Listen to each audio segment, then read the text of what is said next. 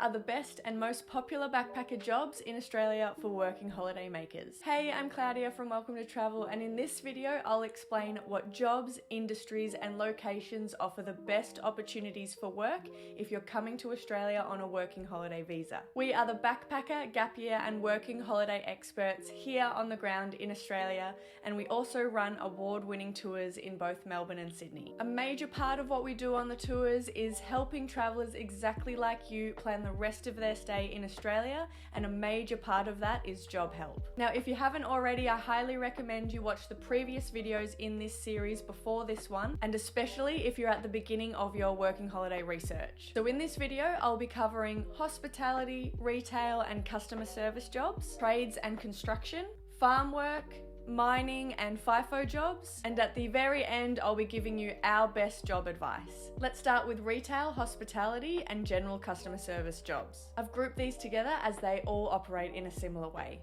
Firstly, there's an absolute abundance of jobs in these industries all across Australia, especially in the major cities. So if you're considering getting one of these jobs on your working holiday, then it should be quite easy to find, regardless of your experience levels. In Australia, every industry is screaming out for workers in this post-COVID time, and especially in customer service. I've already given a summary of what kind of pay and wages you can expect from this industry, so check out my last video if you haven't already. There is no perfect location to look for these jobs around Australia, so it's really up to you where you'd prefer to work and live. If you're after a more fast-paced and energetic customer service setting, then I would recommend hospitality, which includes cafes, restaurants, bars, event spaces. You'll also likely be working with people around your age, and I promise your hospitality co-workers tend to become some of your best friends. That's just the nature of the environment and having to work so closely as a team. Retail is also a fantastic option if you want to have your nights free,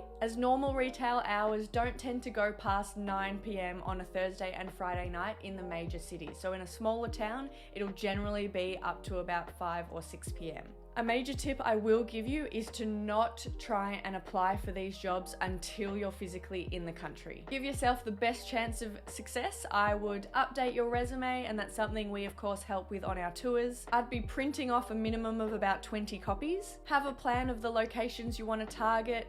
Get ready, present yourself well, and physically walk around and hand in your resume. Of course, first of all, you would establish that they are actually looking for workers, then ask for the manager so you can hand it in to them, not just any casual employee who might just put your resume in the bin, for example. This allows the manager to see you there, physically in the country, ready to work, and get a feel for your personality and your communicative skills. If you give off a good impression, there is really no reason why they wouldn't ask you back for a trial a couple of days later with the intention of hiring you on the spot. Think about it. If a cafe owner needs a front of house all-rounder and you're sitting back on the other side of the world sending emails saying how perfect you are for the role and how much you want to be hired, what assurance does that business owner have that you're actually going to get on the plane and come over? It's a waste of your time and theirs if you do this. So just wait till you're physically in the country and then go for gold, and I promise you will have way better results. It's also doing yourself the courtesy of making sure you do really vibe the business itself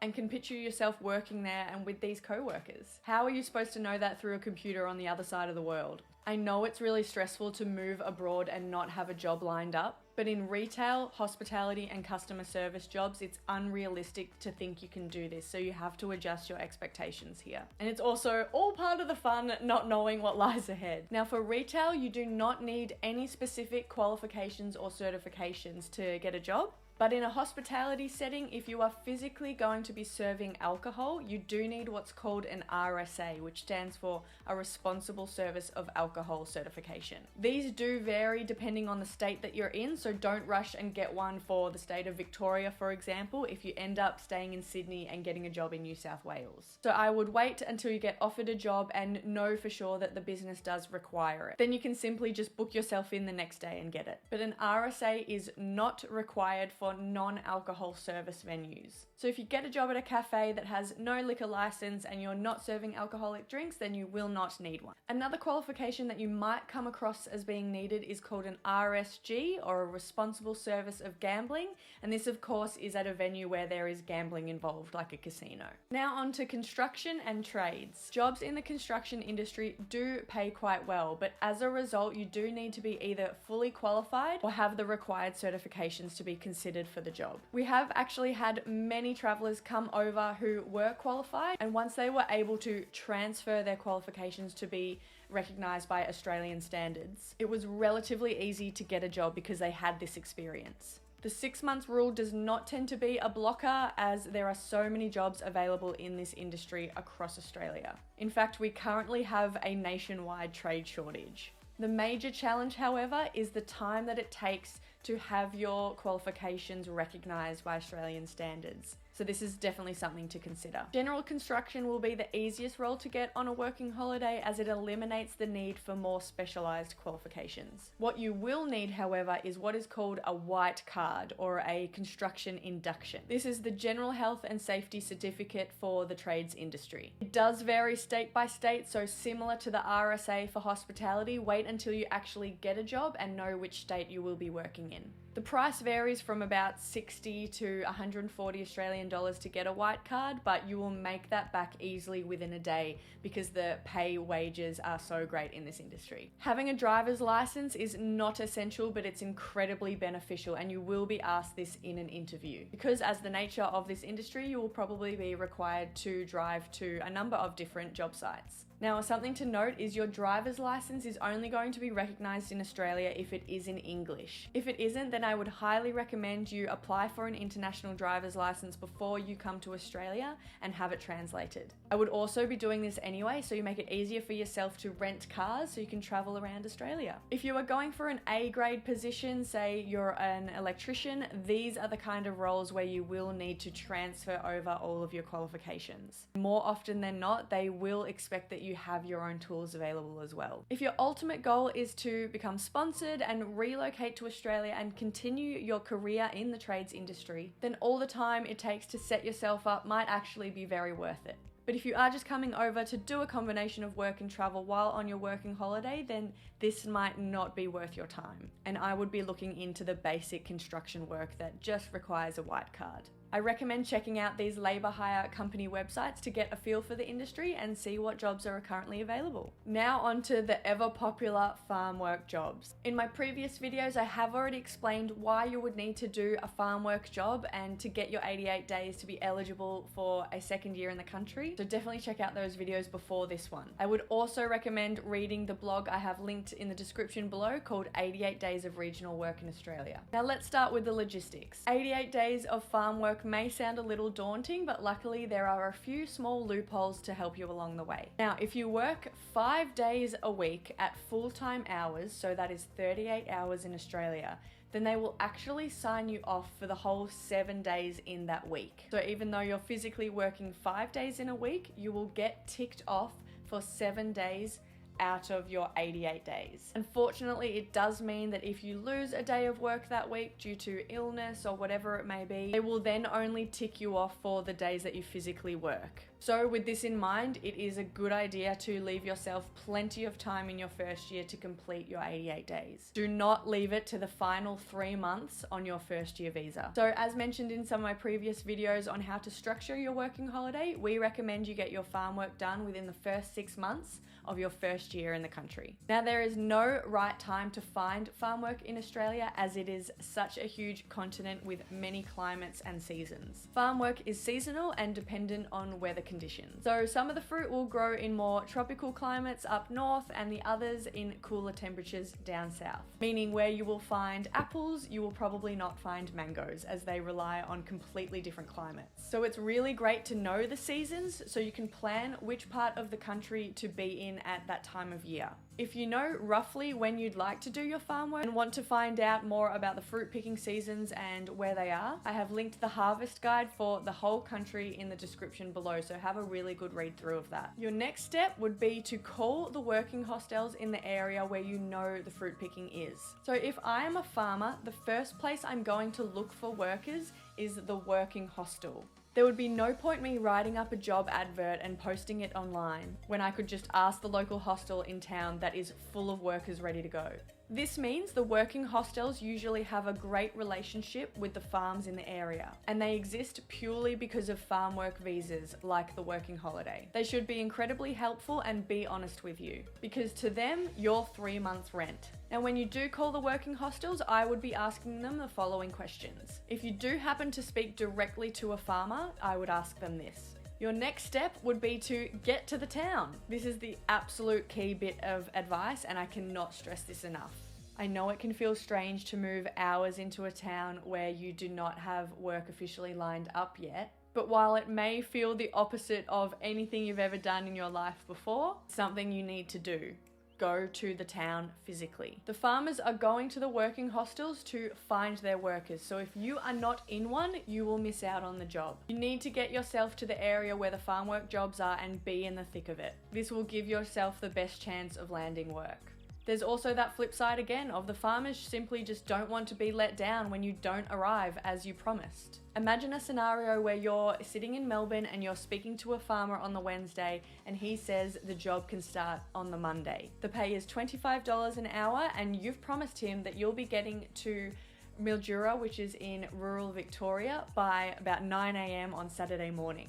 Then on Friday, a farmer from Perth calls you back about a job you inquired about weeks before, and he offers you $35 an hour and an incredible opportunity. 9 times out of 10, you will drop the original farmer in Mildura and go to Perth. You've just left the Mildura farmer out high and dry. This is why they just do not trust that people are going to rock up to work unless they're physically in the town, ready and in the working hostels. Now, sometimes your farm work will be tough and the days will be long, but just keep that in mind while you're doing it, which is to get the second year in the country and see more of it. But as also mentioned in my previous videos, it's here where you meet the friends for life and those friends that you can keep traveling with around Australia. When you go through harder times with people, it does bring you closer together. At the end of working 8 hours a day, 5 days a week in any weather conditions, you will be coming together and celebrating getting some more days ticked off towards your 88 days. Now onto mining and FIFO work, which stands for fly in and fly out. In my last video, I gave the example of Dylan from Canada, who has been working these FIFO jobs in Western Australia and the Northern Territory. This also included what the pay tends to be for these jobs, so head over to my last video if you haven't seen it already. This is absolutely an industry to consider if you are prepared to move to a remote part of Australia and do some extra training and qualifications to get a job. Once you do set yourself up though, it's probably the best option to earn some of the highest wages and be able to save the most in the shortest period of time. For jobs located on mining sites specifically, you can expect a bigger emphasis on training and qualifications, especially when it comes to safety. They will of course explain to you if you call them up on the phone about what qualifications are needed before approving you to get the job. Again, the most common will involve the white card I explained earlier, certifications like working at heights, working in confined spaces, and some machinery and equipment specific skills as well. Can expect longer shifts of up to 12 hours, and often food and accommodation is provided and included. Due to the nature of this work, you will often see it advertised online as being a 3 to 4 month contract, and is why they're referred to as fly in and fly out jobs, as there is no reason why you should be living that remotely if it wasn't for work. Now, some employers will actually sign you off as well for your 88 days, but please ask them when you are applying if that's what you're looking for rather than assuming that they do. Just because it's a remote role does not mean it qualifies for 88 days of work, because they have to actually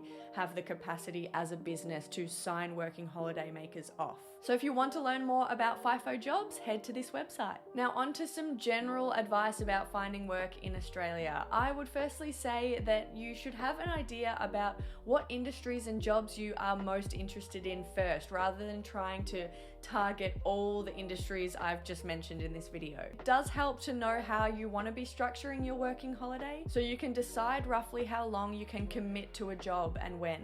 If it's for shorter periods of time you want to work, then don't be messing around trying to get qualified and the certifications for some of these industries. But if you can commit for longer periods of time and want a bit more of a challenge, then mining, trades, or skilled professions in general might be very worth your time. Remember, you're not just coming to Australia on a working holiday to work. Travel, explore, and experience what this country has to offer. Fall in love with it first, and then finding a job and settling down to work will feel a lot easier. Now, a brilliant job website I would recommend you check out is called backpackerjobboard.com.au. I suggest you familiarize yourself with this site, and it'll also show you what kind of backpacker jobs are available in the country and where. If you're interested in getting a job in either project management, marketing, or nursing, I suggest you check out the blogs below.